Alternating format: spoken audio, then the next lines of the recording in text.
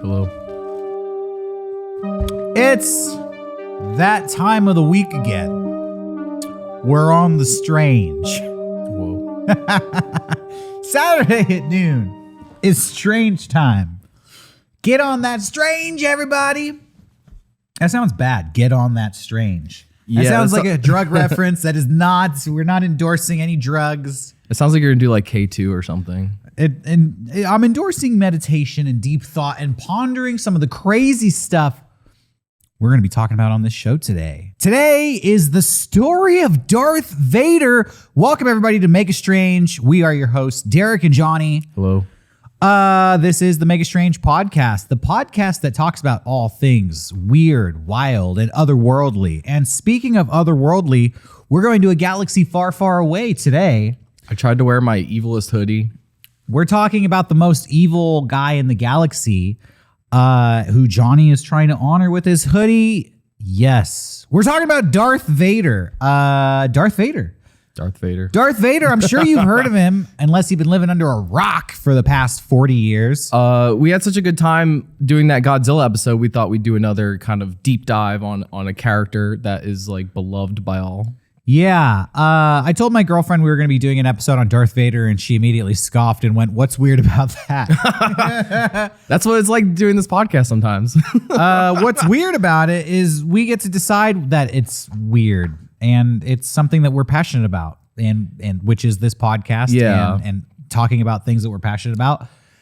I don't know. We did an episode, as you mentioned, on Godzilla. We did a deep dive on the Joker. I feel like every once in a while, a character comes along that transcends one movie, becomes a cultural icon. Yeah. In some ways, defines a generation. For some, defines multiple generations.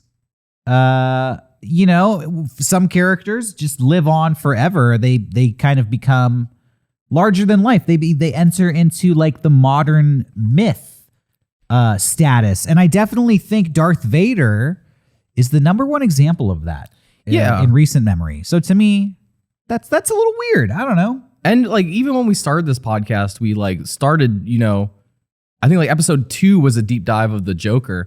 To me, what was always interesting about this podcast was like, we could talk about ghosts, cryptids, and also like pop culture stuff. So I personally think doing a whole deep dive on Darth Vader is super in line with what. If you don't think Darth Vader is weird, you're definitely going to think Darth Vader is weird when we're done talking about him today. Exactly. But I did want to rewind because there are some people out there, believe it or not, who have never seen Star Wars, who have purposely or just by happenstance not encountered it their entire life and may not be aware of who Darth Vader is. When I was a teen, I don't know. I have this friend, Chris, that I've known like my whole life.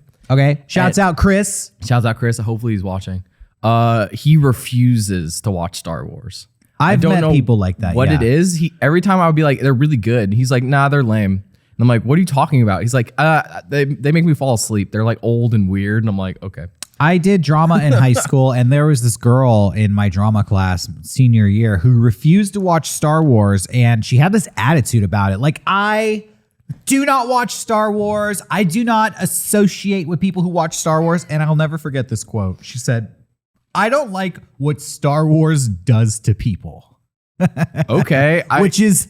I think I know maybe what she's talking about, but not really, because it's not like you could take a normal person and show them Star Wars and they're going to come out of it like fucked up in the head, like all twisted and like, ooh, now I'm nerdy and untouchable. That like, if you, with no context, it sounds like someone in her life was like maybe abusive and who really likes Star Wars. And she's like, I just don't like what the demons they become when they get into the Force. When I was a kid, I had this book written by the great film critic Leonard Maltin. Shouts out Leonard Maltin. I love Leonard Maltin because he wrote this book where he attempted to basically review every movie ever made. Yeah. And I would just peruse this book and look up famous movies. And I looked up the reviews for the Star Wars trilogy, and it was really interesting to me because when it comes to Empire and Return of the Jedi, the second and third movie, he said that these movies would be indecipherable for people who had not seen the first movie. Yeah. Like as they went on, you would just not know anything that was going on. And I loved that. I always wanted to take somebody who had never seen Star Wars and just show them Return of the Jedi and just have them explain, like, all right, so what do you think's going on? Like, what are you gleaming from the story here?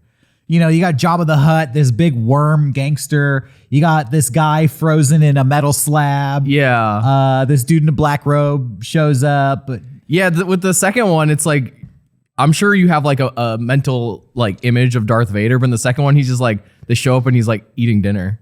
Yeah. Like, and they're like, oh, that's the evil guy? He's just eating dinner? Yeah, and he like sees this fucking robot all dressed in black, and it's like, Father, I know that there's still good in you. Yeah. That evil robot is who we're talking about today. All right, so the story of Darth Vader. Yeah, where do we begin? I'm gonna assume everybody out there has seen Star Wars and is vaguely familiar with it. You're not one of those people who's avoided it your whole life. You've probably seen Star Wars. And even if you haven't seen Star Wars, you probably know who Darth Vader is. He's so culturally relevant. He appears in commercials, television shows, video games. He's everywhere. I actually love that poster of Darth Vader. That I think it's like a production shot where it's just him standing on a white background with his hands up. And I think it just says like Star Wars. It's one of like the original posters. I don't think I've seen that. You've never seen that? I don't think so. Okay, when you're editing this, look, try to find this poster. It's just Darth Vader standing in a white room by himself, and it just says Star Wars. It's honestly probably my favorite Star Wars poster of all time. It's funny, like I think he's so relevant. And there's so many parodies of Darth Vader. Like before I'd ever seen Star Wars as a kid, I knew the twist. I knew like the like thing from like just cartoons in general. So like I feel like most people have a general image of Darth Vader, even if they've never seen Star Wars, which is impressive. And what legacy, I think is most impressive actually about Darth Vader, you already said the twist. Yeah. It's a big part of the Darth Vader lore. Every kid knows this before they even see Star Wars. Yeah. They know that Darth Vader is Luke Skywalker's father. It. Yeah, sorry. It might be the biggest spoiler in film history. Yeah, honestly. Just on the playground as a kid, if you found two sticks, like if one kid found another stick and you had a stick, immediately you're like, Luke, I'm your father, and then you swing the stick at him. Like, yeah, before you even know what Luke, I am your father means, you're aware of that quote. Exactly.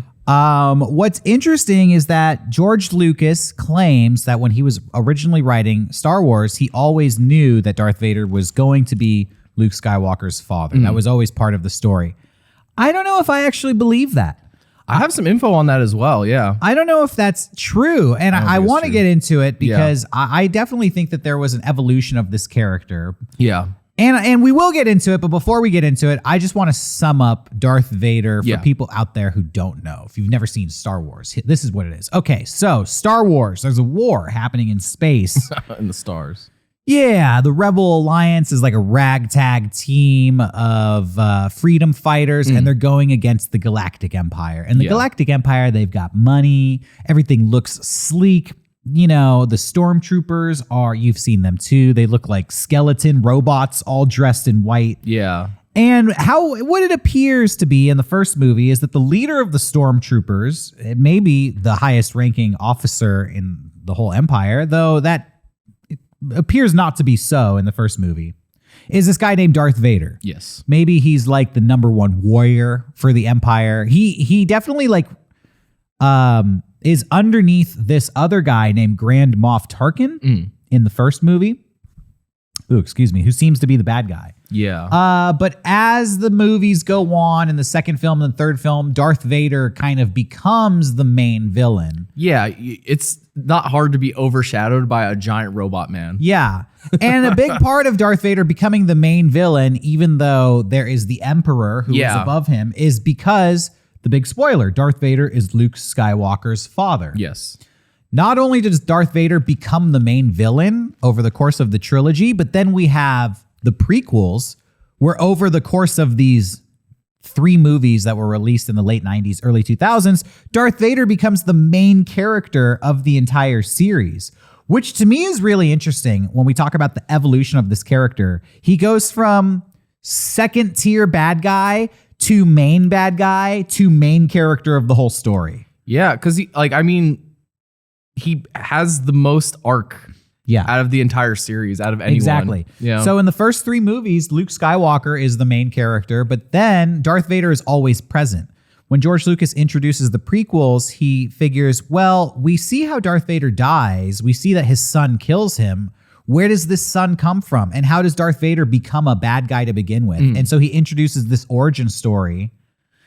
And maybe he was aware that he was doing it, that he was changing the focus of Star Wars from being about Luke Skywalker to being about Anakin Skywalker. Yeah.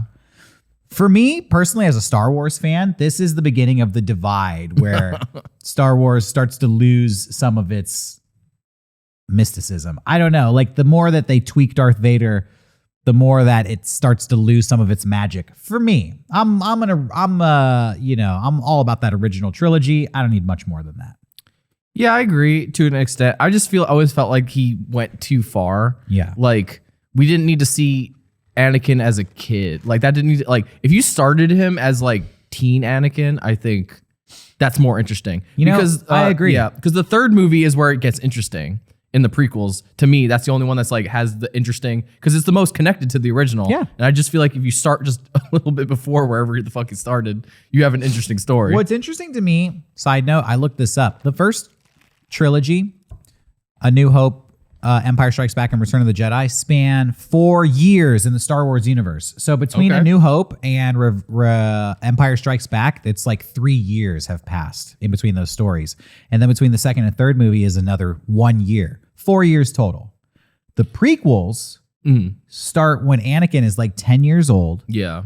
And then the next movie is a 9-year time skip where he is now 19 years old.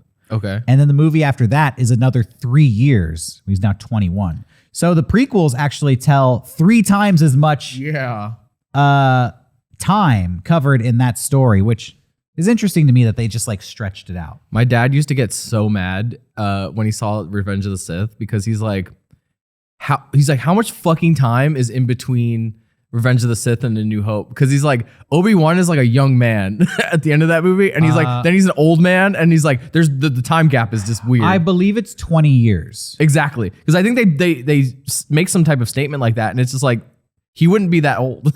I think Darth Vader, canonically speaking, is 21 at the end of Revenge of the Sith, and 41 at the beginning of A New Hope. And when they show him, he looks like fucking 80, when he takes the helmet off. Well, we'll get into the nitty gritty of why he looks like that. The reason I wanted to recap all of this is just to give people kind of a brief overview of the Darth Vader story.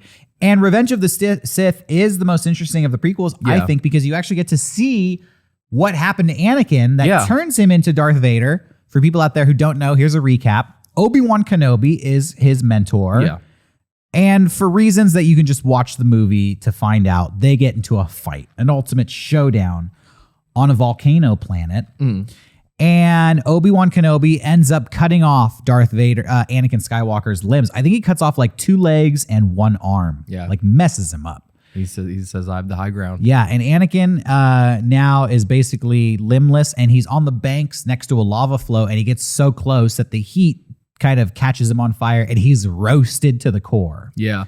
That fight always makes me laugh, because that's their first fight. And technically in A New Hope, you see their second fight.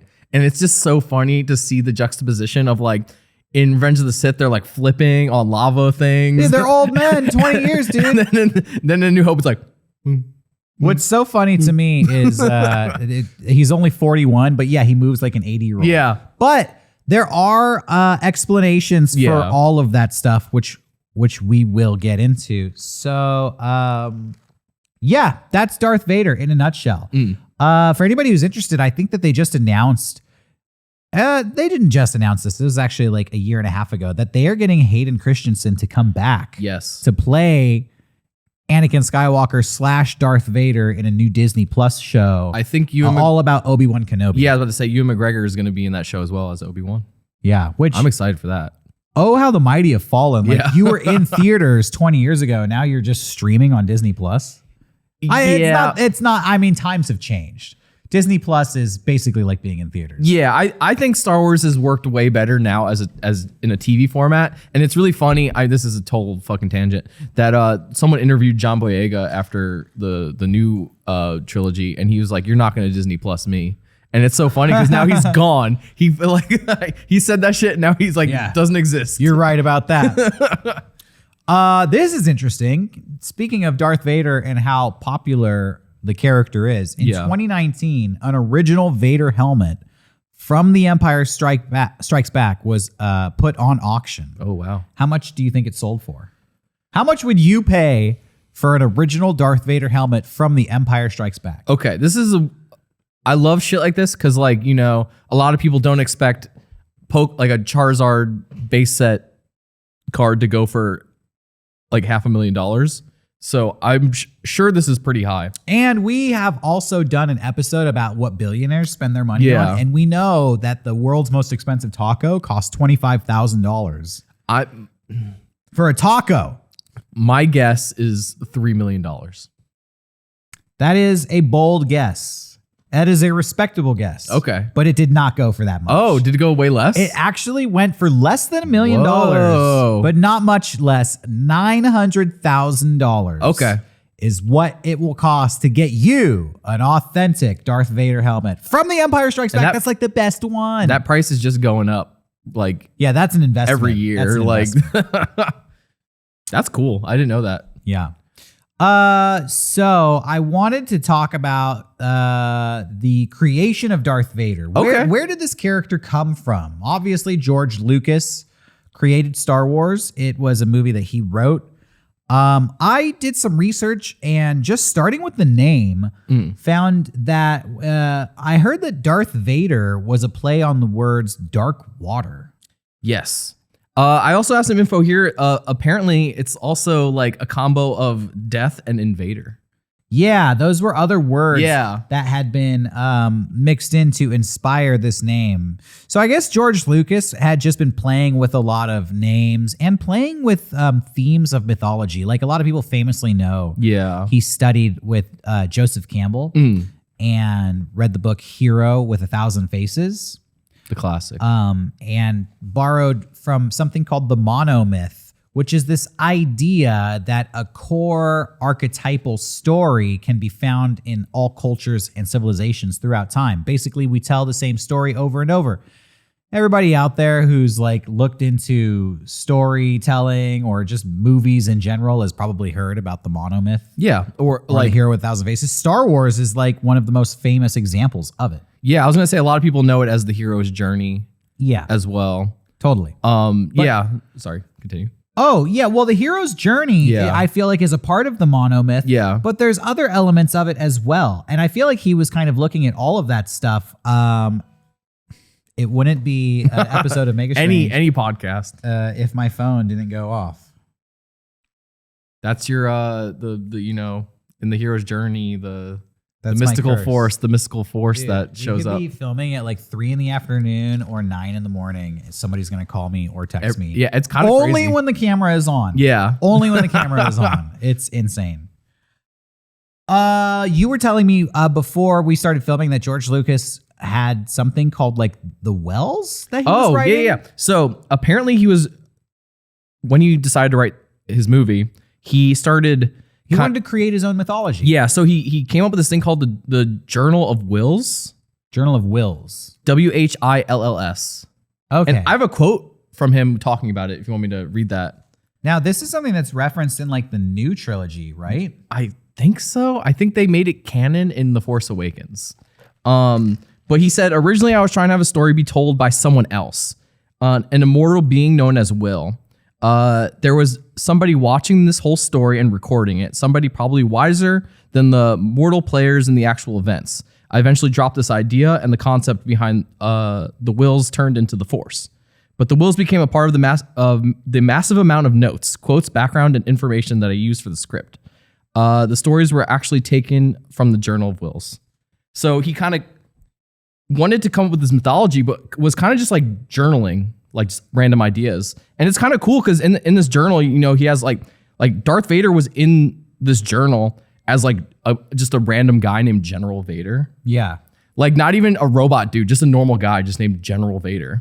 And, you know, the main villain was actually a guy named Kane Starkiller instead.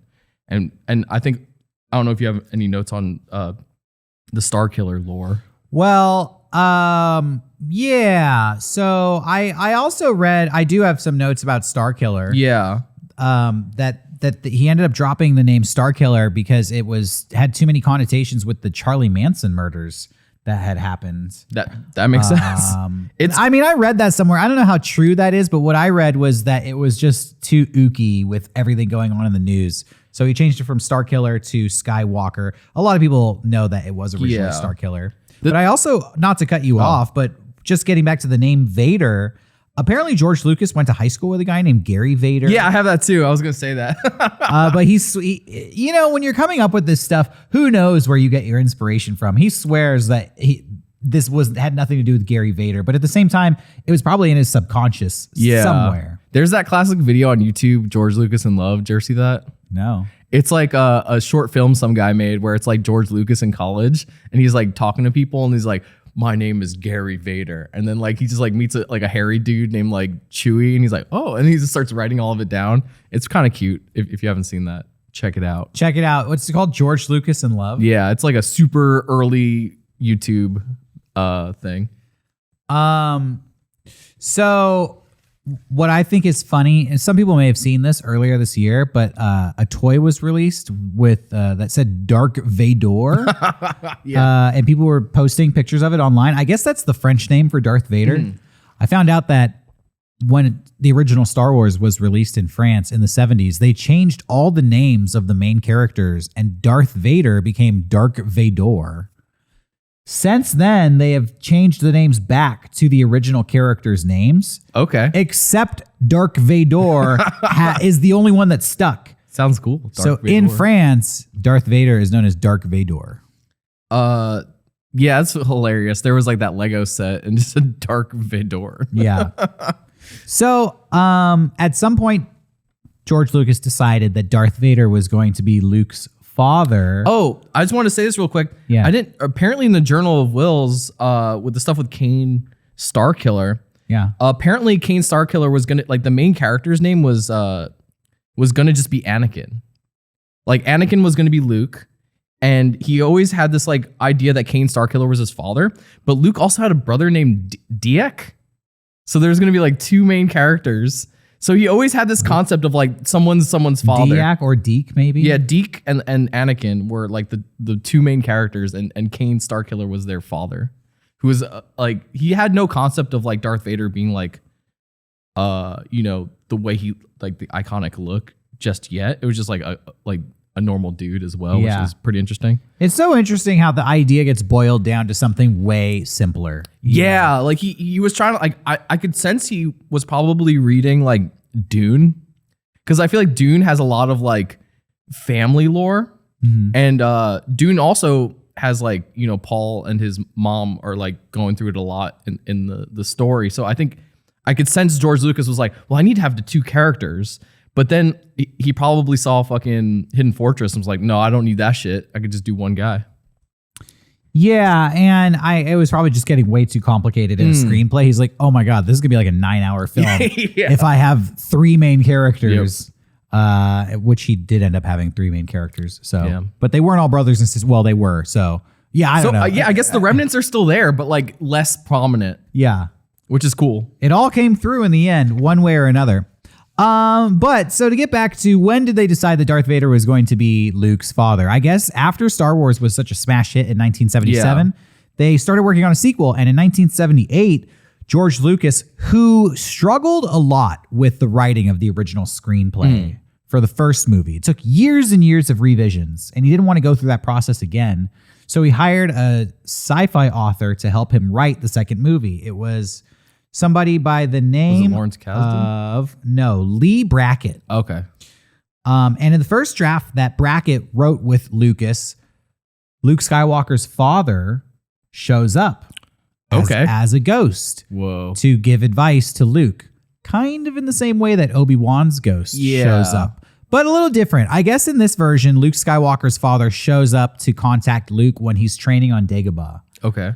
As we know now, Luke sees Obi-Wan's ghost on Hoth and then goes to Dagobah and like battles with his father's ghost but it's Darth Vader. Yeah. Again, all of these elements are still kind of there, but have been changed to their current form. But I guess George Lucas never really liked that version of the script. And then his co-author, Lee Brackett, died of cancer. Oh, that's and sad. so George was left alone to finish the script, and he rewrote it into its current version. I guess there is a draft from April 1st, 1978 that had the new plot twist that said Darth Vader was Luke's father. Okay. And cinema history was forever changed. For because real, That like- is that changed the landscape of Star Wars forever. Up until that point, honestly, it probably was not really intended for Darth Vader to be Luke's father. They probably were going to be separate characters. In the first movie, Obi-Wan tells Luke that his father was killed by Darth Vader. Yeah. And the way it's portrayed, it pretty much implies that they are separate people who actually fought. And Luke's father was actually killed by Vader. Which is cool because it kind of is more interesting to be like, he killed him, but then you're like it's almost like a spiritual kind of killing. Like He metaphorically killed him, which is way more interesting than just having like this dude kill his dad. Well, as a kid, I always felt like it was obvious they kind of made that twist up as they went along. Yeah. It's like, it really sounds like in the first movie that they fought each other. Yeah. Not metaphorically, but physically. But I don't care. I mean, it's great how Yeah. it is. It is what it is. It's Star Wars. I guess there were also versions of Return of the Jedi that end, early versions of the script that end with Luke taking on the mantle of Vader, where there's a version of the script where he takes the helmet and declares, "Now I am Vader." Which That'd be cool. I would just love to see like a fan film where they film the original script. That would be awesome. That's a good idea. Yeah, that's pretty You just handed someone a fucking like gem. The alternate, the dark universe. I wonder if those scripts like still exist. Oh yeah, you can find them around that's somewhere. I also think it's funny. Speaking of things that changed over time that were revised, it's kind of implied in the original film that Darth is this character's first name. Yes. That it's not a title. And Obi-Wan even refers to the character simply as Darth. In that fight, yeah. Yeah, which nobody ever does again for like the entirety of the Star Wars saga. They never call any of the Sith Lords Darth. They always give them a name. So again, I feel like what the idea of the Sith were, which for people who don't know, there's Jedis, and then their evil counterpart would be the Sith. Yeah. They're like evil Jedis. Yeah, pretty much. But originally, I think the Sith were going to be more of like a private army. Okay. I read that the Sith were going to be kind of like what the SS were to Hitler. The Sith would be to the Emperor. That makes a lot of sense. Like a secret police, a secret service that is personally controlled by him. Again, they kind of have that with the Imperial Guard, those red dudes who, for a long time, it was never clear, like, are those guys force trained? Yeah. Are those guys related to the Sith? In the new trilogy, they still don't kind of explain it. Like maybe, but probably not. But maybe. Yeah. I know in that one they fight those guys, but Yeah, I don't yeah. remember if That's they're what I'm like talking about. force trained at all. So for a long time, getting back to the Sith, all of that was just condensed into the Darth Vader character. Now, when it comes to those red hooded Imperial Guards, we, I think, see them in Return of the Jedi, but we never see them in action. And for the longest time, for decades, Star Wars fans were like, I want to see those guys fight. Yeah. I bet those guys are like really badass fighters. And there was some lore, like, are those guys tied to Sith because they're Emperor Palpatine's like personal guard? Yeah, in the new trilogy, we actually do see them fight, but it's only one scene. And it's a cool fight, but it kind of like doesn't really explain much about what's going on with probably those the best guys. scene in that whole movie. Yeah. I'm sure that we have fans watching right now who could tell us exactly what's going on with those dudes. Yeah, I was gonna say the comments on this one are gonna be crazy. Like, there's probably so many people know Feel free to leave a comment. exactly what. Hey, it's Star Wars. I'm not Yeah. going to claim to be even close to the biggest Star Wars fan out there, but there was a time when I truly loved Star Wars. Yeah. I got a Star Wars tattoo right here. Oh shit. And I'm not going to show it off on Aw. camera, but it's my only tattoo. So I feel confident that the information I'm providing today is pretty well vetted, though it may not be the complete story. Oh yeah. There's going to be a lot of holes. There's just so left to be much. filled. Yeah, there is. It's like 40 years of content for one of the most popular characters ever created. And it's always changing and like evolving, and there's books and there's comics and there's, there's Speaking of this, shows. I actually tried to look up quote unquote nerdy shit. I wanted to find some little known facts about the story of Darth Vader that some Star Wars nerds out there, well, they probably know this stuff, but some of them might be surprised by what I found. Let's get into it. For me, one of the biggest plot holes that comes from the Star Wars saga, the Skywalker saga, as they call it. We have the original trilogy and the prequel trilogy. And as it turns out, we have these droids. Yeah. One in particular, C-3PO, is a main character in all of these films. Mm. He's with Luke Skywalker. He goes to Cloud City. He sees Darth Vader in Cloud City. Yeah. But then the prequels show us that young Anakin was actually the one who built C-3PO. Yes. And there's always been this question of, did Darth Vader not remember C-3PO when he sees him on Cloud City? Because he doesn't react at all. And it's like, if you spent your whole childhood building a robot and then it disappears, and 20 years later, it walks in a trap that you set for your own son, aren't you going to have a reaction? Like, aren't you going to say something to that robot? I think what George Lucas tried to do, because I'm sure later down the line, he thought about that. And I find in like the prequels, you just kind of see a lot of robots that look like C-3PO around. And the same thing with R2-D2, like they constantly like show other robots that look similar. Yes, they've addressed this issue. Oh, shit. We have an answer. So according to the comics, the Star Wars Legends, there's an issue called Thank the Maker. C-3PO is attacked and destroyed in Cloud City. There's a scene where he like goes into a room and they dismantle him. Yeah. As the story goes, the pieces of C-3PO are brought to Darth Vader, who sees C-3PO and does recognize him from his childhood. Okay. And actually feels nostalgia for the robot that he created when he was still human. He takes mercy on C-3PO and orders his soldiers to take the pieces of C-3PO and deliver them to Chewbacca in his cell, hoping that Chewbacca will put him back together. Basically, he's like, I remember my old friend here. All right, send him back. They'll put him back together. He took mercy on him. Shit. He did remember C-3PO. How about that, folks? I wish I could recall exactly what the fuck I'm trying to remember here, but there's like something in the comics where like Yoda is put into like force chains, and that always makes me laugh. Fuck. I love comics, dude. I think it's from Darth Vader, like he puts him in force chains. All right, I got another one for you. Yeah. How did Darth Vader know that he was Luke's father? The Force. The Force. Well, there's a story for this too. Okay. That was explained in the comics. Oh, shit. So, Luke Skywalker destroys the Death Star. And at this point, Darth Vader has no idea who is this mysterious pilot who has destroyed the greatest weapon in the universe. Darth Vader kind of got into a space battle with him, but he never saw him face to face. But he did pick up that he was force sensitive, quote unquote. Darth Vader wants to find the pilot who destroyed the Death Star. So he hires a bunch of bounty hunters to track this person down. And it's Boba Fett. Oh, shit. Who tracks down who this pilot was. And he's unable to capture this pilot, but he tells Darth Vader, I found his name. Darth Vader says, what? And he goes, his name is Skywalker. Oh, shit. And Darth Vader knows in that moment, son of a bitch. There's only one Skywalker in this universe, and it's fucking me. So that's why the plot, supposedly, of Empire Strikes Back, now Darth Vader has like a vendetta. He wants to find Luke Skywalker because not only is this the pilot that destroyed the Death Star, but now he has information. This might be my son. He could give a fuck less about Leia.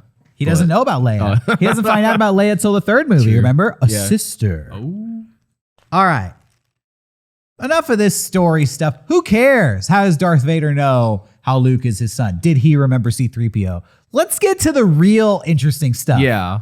Can Darth Vader eat?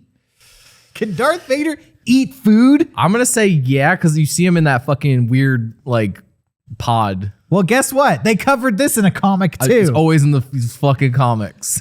Yes, Darth Vader does have a chamber that he can exist in without his helmet on. We see it in the second movie. It is like a big Easter egg that he lives in. It's known as his hyperbaric chamber. Okay. Yeah. Inside the hyperbaric chamber, Darth Vader can consume meals with his mouth.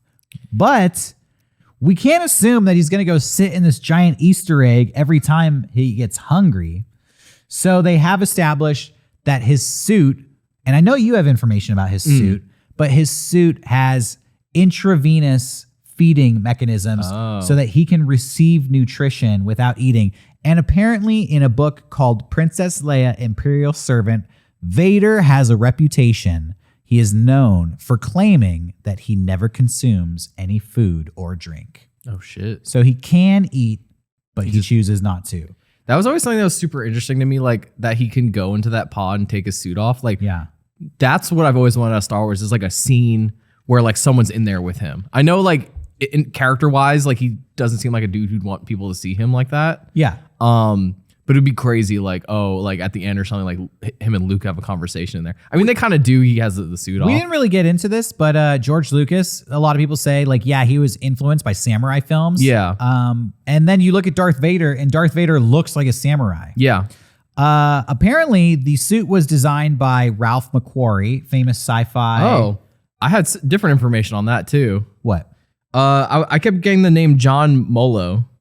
I think John Molo is the costume designer. Okay. Who actually built the costume. Yeah. But George Lucas worked with this artist to make all these famous paintings of characters. And the one of Darth Vader from 1975 is almost unchanged from what the final concept would be. Yeah. But the idea was that Darth Vader was a mysterious character who would, quote, ride in on the wind, which to me is like he's supposed to be kind of supernatural, maybe a little witchy, a little scary, which he is. They nailed that.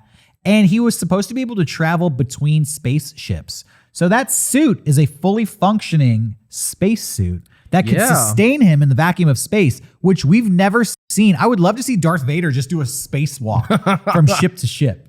Yeah, I was reading about like, that's why all the breathing stuff was a remnant of from the early scripting where like he was jumping from ship to ship. And also like in early designs, they were trying to make that grill look teeth-like, almost like a mouth. Yeah. Which I thought was super interesting like as well. Like a screaming face. Yeah, exactly. Or a vacuum. But then it honestly does look like a vacuum. It's like, is Darth Vader going to suck me up? Like, should I be scared or horny? I don't know. I did learn that the guy that built the costume only had a budget of $1,000 to build the original costume. So for $1,000, you could get a fully functioning Darth Vader costume. Yep. I heard that he used a German World War II military helmet. Yeah. A gas mask, a motorcycle suit, and maybe just a couple other parts, but that was basically it. Yeah, he was like influenced by like the samurai helmets. Yeah. Then combined, the Nazi helmet with the gas mask. So we know Darth Vader can eat food, but more importantly, I got to the real facts out there. Can Darth Vader shit? You betcha. The answer, get this, Darth Vader in the book Dark Lord, The Rise of Darth Vader. This is a comic or just a book? I think this is an actual book. Okay. They describe that Darth Vader relies on catheters to urinate. Makes sense. But has collection pouches built into his suit for his solid waste. Much like an actual spacesuit. Not only that, but his suit is equipped with something called recyclers, which are able to take his waste, and we know he uses intravenous nutrients to be filtered into his body. They're just pumping the recycled waste back into his body. So Darth Vader shits his pants and then eats it, essentially. Yeah. You didn't know that about Darth Vader. Welcome to Mega Strange. Well, I'm going to tell you, whoever wrote that book stole that from Dune. Because in Dune, they like all the Fremen wear a suit that recycles all their sweat and piss and shit into water for them. Of course, yeah. It's just a ripoff. It's just a ripoff. Oh, yeah. And now you know why he's such a bad dude. My man has a catheter in 24/7. Yeah, and he's drinking piss nonstop. He's like, I hate drinking piss. Yeah, that's how you can force choke people. Yeah. You get special powers. Exactly. This is one that I thought was really funny. A little known fact. Darth Vader cannot lift his arms above his head. This is canon. This is official Star Wars lore. This is official, so don't argue with me on this. I'm trying to think if like in any other movie, like if they've shown him doing that before. Despite being a feared fighter, Darth Vader has trouble lifting his arms over his head. In Dark Lord, The Rise of Darth Vader, it is explained that he avoids doing it unless absolutely necessary. The inflexibility and sheer weight of his armor restricts his movement so much that he has needed to modify his fighting style since his Jedi days, and he does not wield his lightsaber in the same manner that he did when he was known as Anakin Skywalker. Okay. Which I actually think is really interesting. When he was Anakin, he was free. He was like a flippy ninja. Yeah. When he's Vader, he's more mechanical. Like It's very samurai. Like a knight in armor. Yeah. You just can't get those arms up. This is as much as he can do. But he has the Force, so he could. Yeah, I could sense like George Lucas really wanted the lightsaber stuff to feel really like with samurais, like you're not pulling your sword out unless it's like completely necessary. And then like I know I've heard him talk about how like Mark Hamill always said in training with the lightsaber he wanted to always go one-handed, and George Lucas always said no, you have to use both hands. Yeah, it's Excalibur. Like you have to use both hands, and it's so funny to see in the prequels like they're flipping with one hand, which is interesting to me because.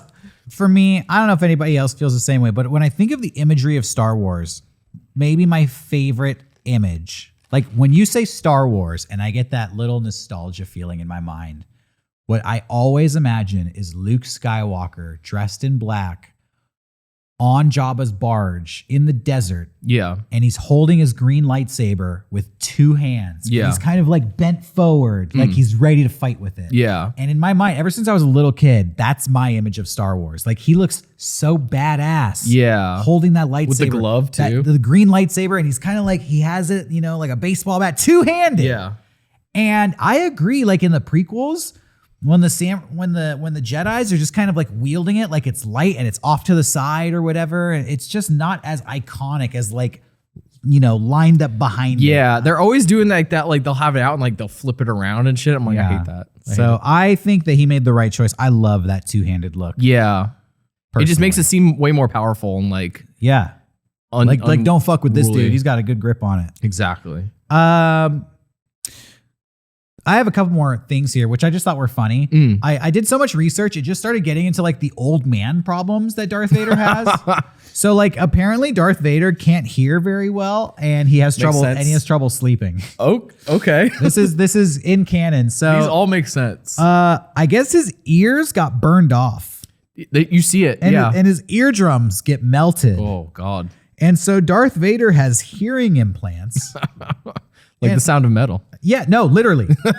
Literally. Yeah. You watch that movie, that's what they describe his hearing sounds like. Is they say that it sounds like everything is underwater. Okay. And has a lot of like background noise and unnecessary feedback amplified. That would be hilarious if So he's hearing everything through a really shitty hearing aid. Well, he has like, it would be really funny if there's just like a scene in the movie. They're like, Vader, the enemies are attacking. What did you say? What did you say to me? And then the guy's like afraid to repeat himself because he thinks he's in trouble. And Vader's just like, for real, say it one more time. No, again, yeah. And apparently his breathing is so loud that it keeps him up at night. Even though he has trouble hearing, his loud ass breathing makes it hard for him to hear. You might think it sucks being Vader, having all of your senses burned off in a lava flow, but supposedly this guy has an incredible sense of smell. Whoa. I read that his olfactory senses, not only are they still intact, but they've been augmented and boosted by his suit. So he has super smell. So maybe in a Star Wars film, I would love to see Vader's coming and you're so scared you shit your pants, but then he gets a whiff of it and it stuns him momentarily. And that's how you're able to get away, because his super, like it just pumps it into his suit. And he's like, he can't get away from it. He can't take the suit off. Just remember that at home, folks. I want to see Vader can't hear, but he can smell. I want to see the opposite. Like someone like Grandma Tarkin like bakes a pie or something, and then Vader's like in his like in another room, and you see like the wafting smell, and then he like Looney Tunes like goes into the air and like follows the smell to the pie.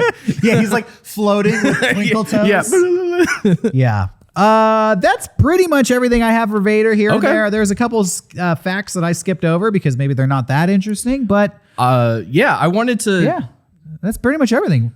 The thing I wanted to get into real quick. Uh-huh. My favorite thing about Star Wars is all the fucking weird Italian knockoff films. Okay. And I didn't know how to combine them. I was like, do I make a Johnny Brain? What do I do? And I was like, I remembered that there's a recent meme format that I really enjoy. So I made a little meme for you. If you want to Johnny memes. This is a Johnny meme. This is all for all you Zoomers out there. All right. Lay it on us. Okay. Mr. Incredible, Darth Vader.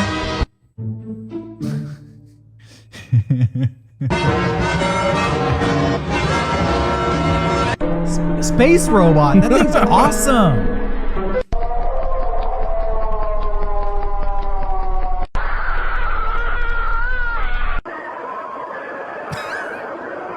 Why Mr. Incredible? Is this the meme? Is Mr. Incredible the meme? Is this getting scarier?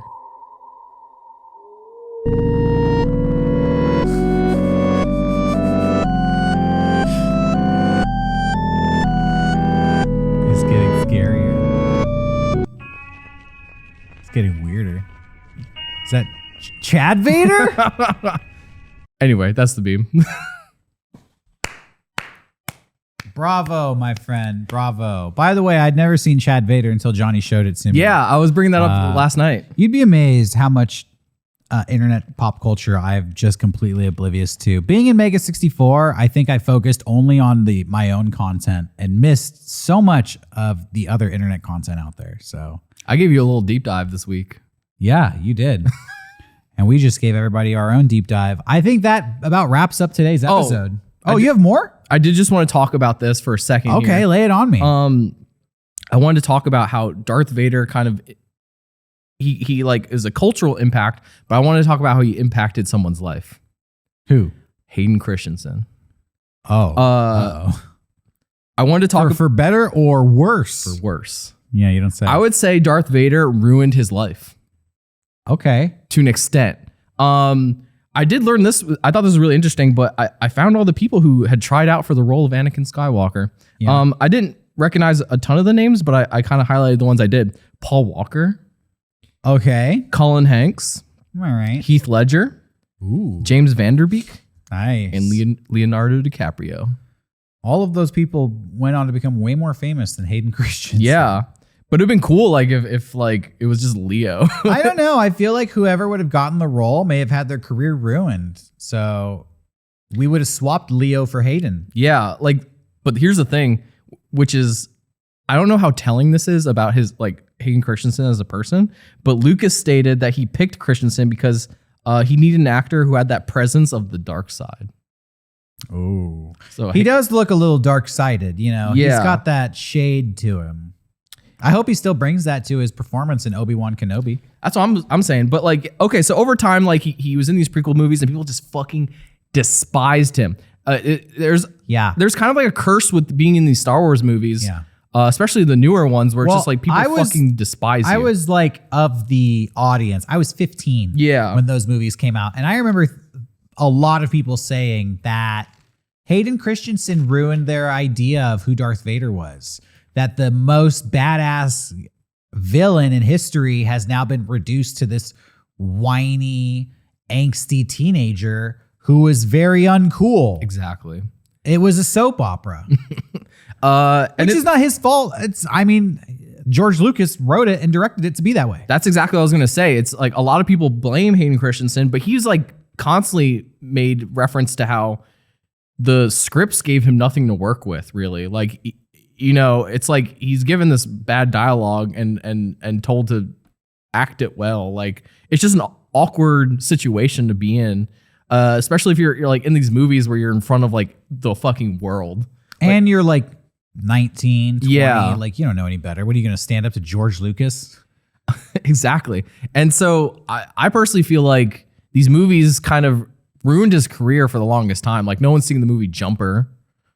But well, I heard the movie Jumper actually did Iron Man numbers internationally. I saw it. It's not good. Like in America, it flopped, but in China, it's like one of the highest grossing movies That's ever. hilarious. So he might be all right. He might be all right. But to spin what I said on its side, I would say it also helped his life out being Darth Vader because it kept him culturally relevant, even though he wasn't in any movies for. How long has it been since the prequels came out? Like 20 years. 20 years. People constantly still talk about Hayden Christensen. It's gone to the point where they beg for him to come back. And now that he's finally coming back, people are like so fucking happy.